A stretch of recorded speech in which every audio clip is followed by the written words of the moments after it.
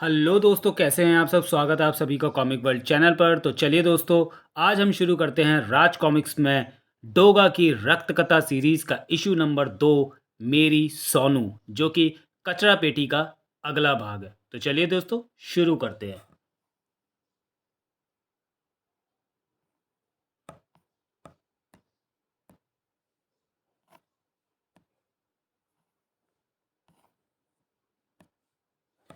कचरा पेटी, जहाँ व्यर्थ समझी जाने वाली हर चीज़ को फेंका जाता है, जहाँ उसकी सभी उपयोगिताओं का अंत होता है।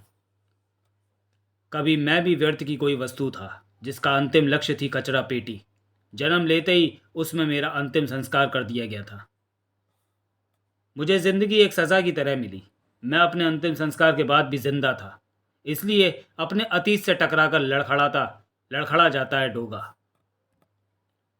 नहीं, डोगा कभी नहीं पार कर पाएगा उस कचरा पेटी को, जहां आज तक सिसक रही है उसकी मासूमियत। कचरा पेटी जो समेटती है किसी का कूड़ा, किसी का बोझ, किसी की जूठन। कोई उसकी जिम्मेदारी नहीं उठाता।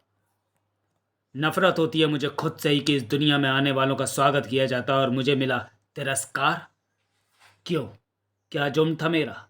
क्या फ़र्क था उनमें और मुझ में? फ़र्क ही तो अंतर पैदा करता है, और अंतर पैदा करता है नफरत।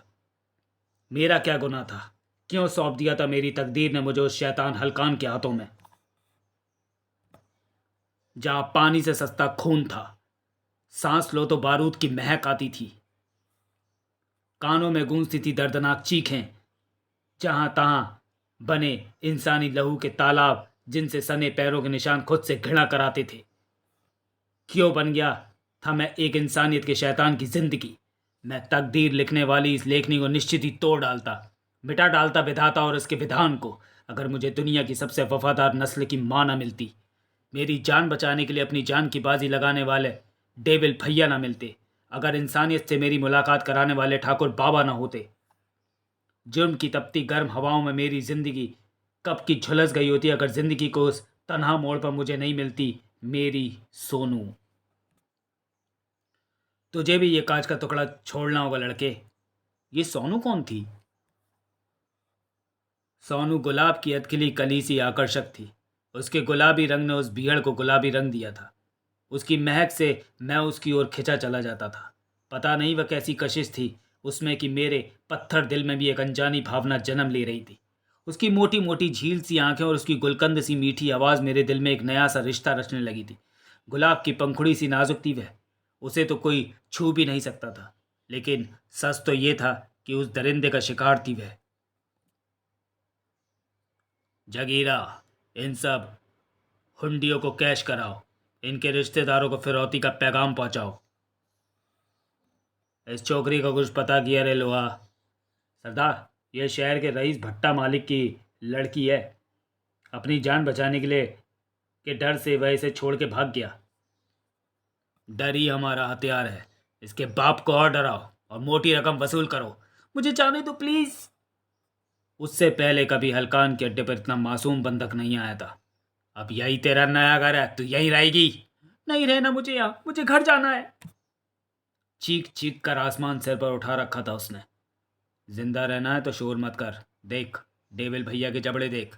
ज़्यादा शोर किया तो ये तुझे चबा डालेंगे। मुझे घर जाने दो प्लीज़, मुझे टॉयलेट जाना है। टॉयलेट? वो क्या होता है? टॉयलेट नहीं जानते बुद्धू? जहाँ पेट हल्का करते हैं। अच्छा, पखाना? वो अंदर ही है। वह गंदा है, मुझे वहाँ नहीं जाना। गंदा क्या होता है? सब अपने पिंजरे में ही जाते हैं। यहाँ किसी के नखरे नहीं चलते। मैं लड़की हूँ, ऐसे खुले में नहीं जा सकती। क्यों नहीं जा सकती? तुझ में क्या हीरे मोती जड़े हैं? तू पागल है क्या? पहली बार देखी है क्या लड़की? हाँ, बेहद मासूम थी वह लड़की, कसाईयों के पंजे में फंसी चिड़िया सी। मुझे बाहर निकालो प्लीज़, मेरी मम्मी का मेरे बिना रो रो कर बुरा हाल होगा।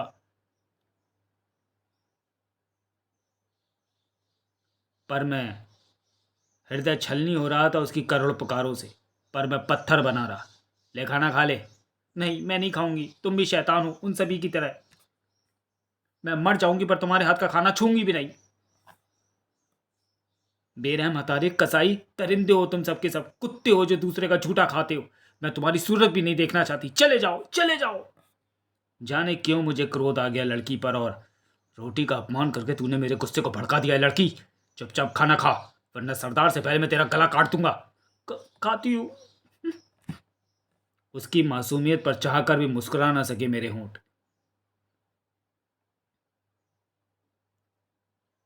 क्या नाम है तुम्हारा? तू कौन? तू कौन गांव से आई है लड़की?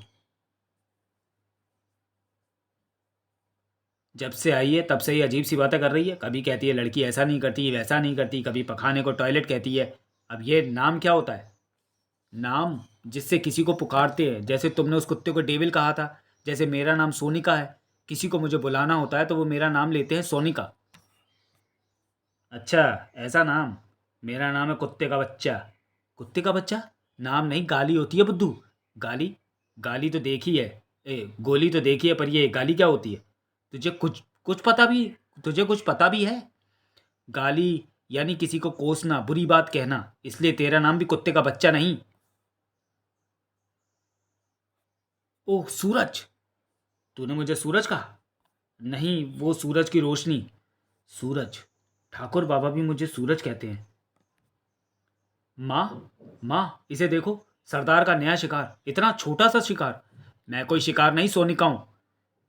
ये मेरी माँ है। बहुत प्यारी है तुम्हारी माँ। और मैं इसका बच्चा। अब समझी, कुत्ते का बच्चा।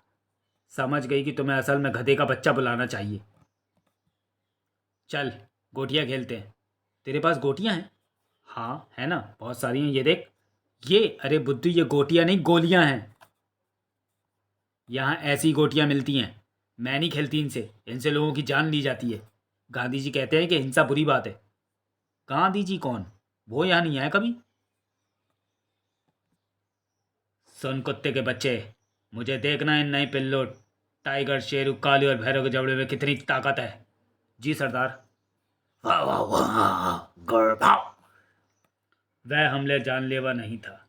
उनके साथ थोड़ा जानवर बन गया था तो वे मेरे साथ थोड़े इंसान भी हो गए थे।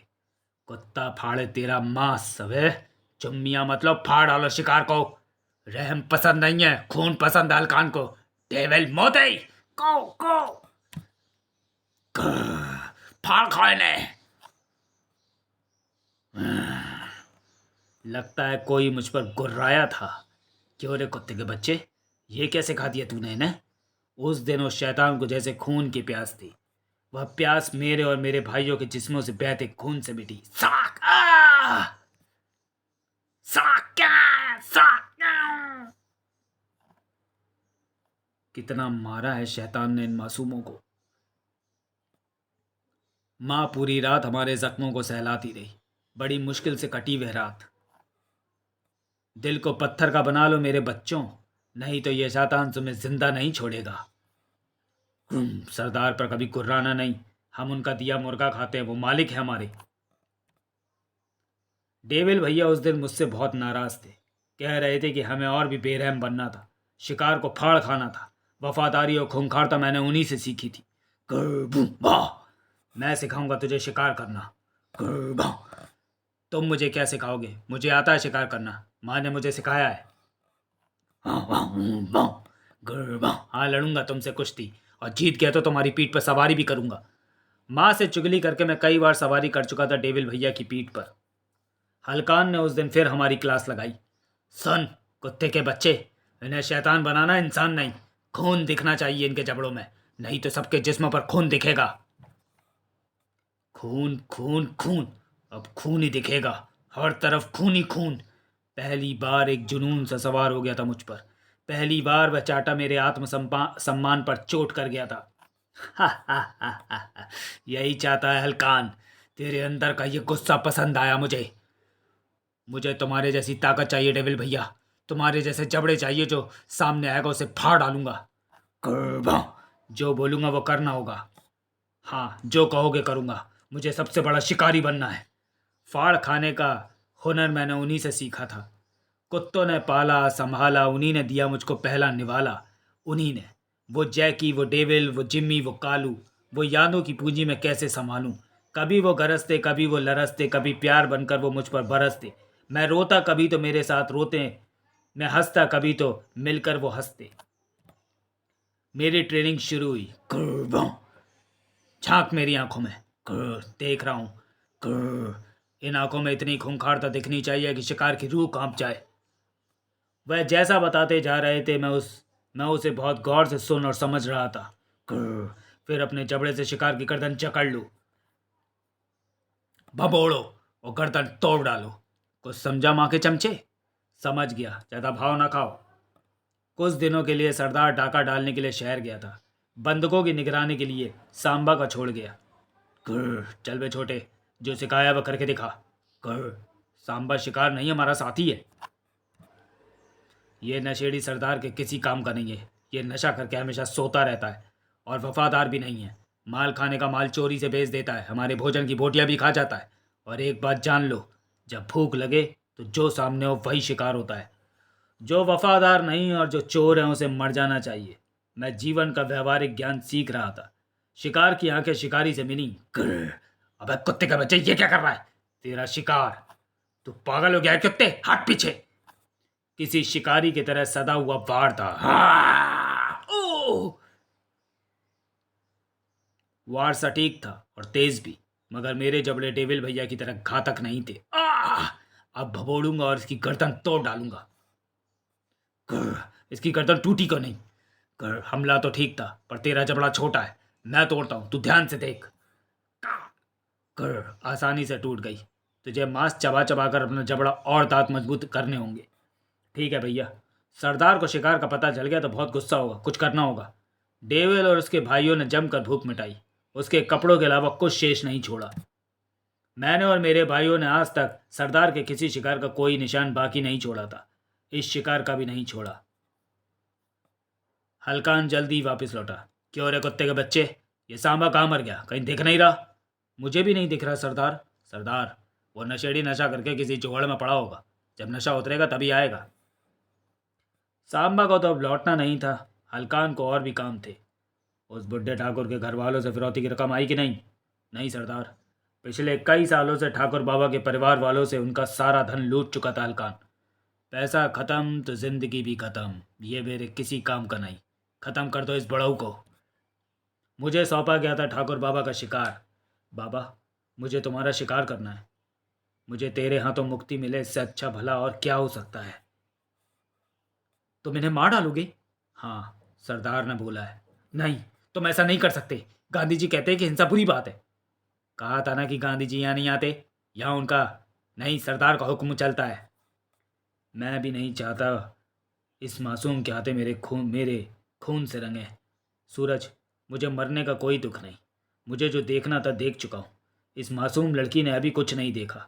मेरे बाद वो इस मासूम को भी मार डालेगा। तू इसे बचा लेना। वह सोनिका को क्यों मारेगा? नहीं, वे उसे नहीं मार सकता।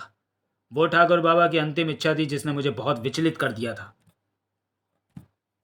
मैंने माँ से अपने दिल की बात कही। माँ, सोनिका को नहीं मरना चाहिए, पर यह तो सरदार के साथ गद्दारी होगी ना। ये क्या कर रही हो माँ? छोड़ो उसे, मार डालोगी क्या? मेरा भाई शेरू मर जाएगा, उसका क्या कसूर है?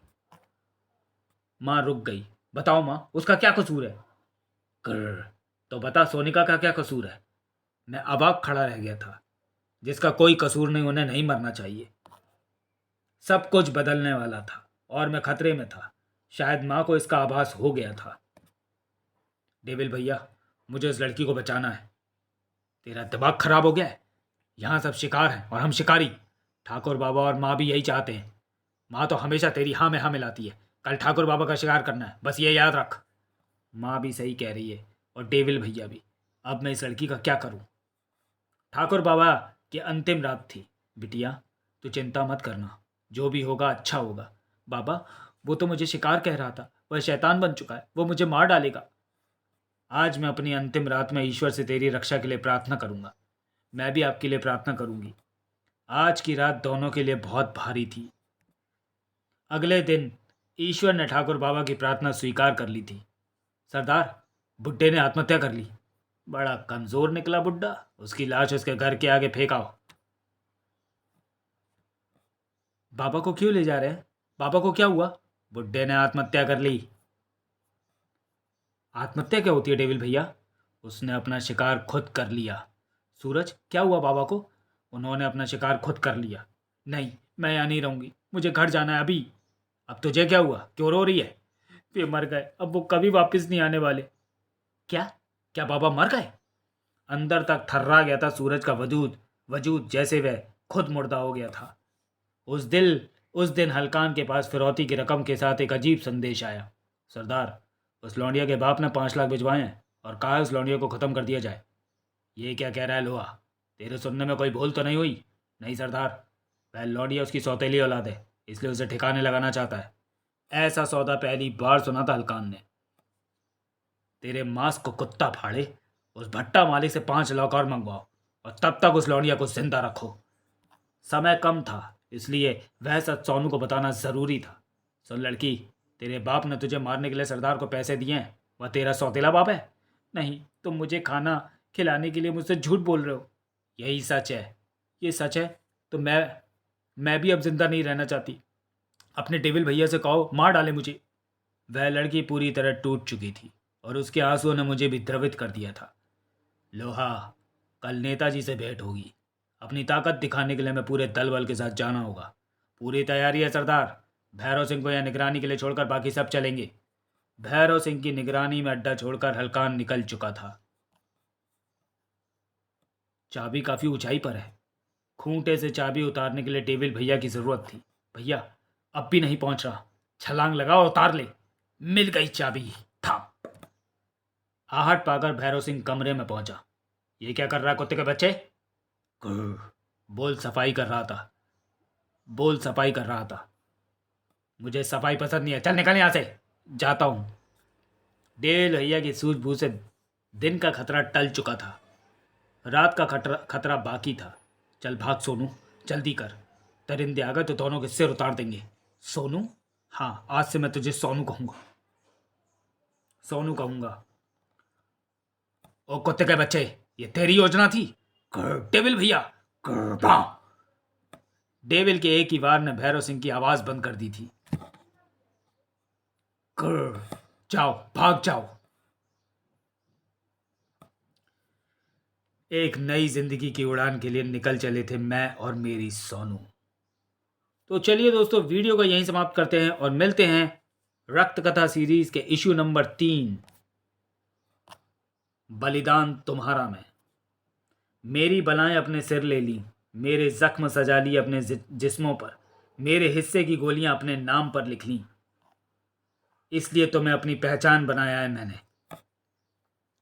दोगा कभी नहीं भुला सकेगा बलिदान तुम्हारा, रक्त कथा भाग 3। तो चलिए दोस्तों, मिलते हैं बलिदान तुम्हारा में। तब तक के लिए धन्यवाद।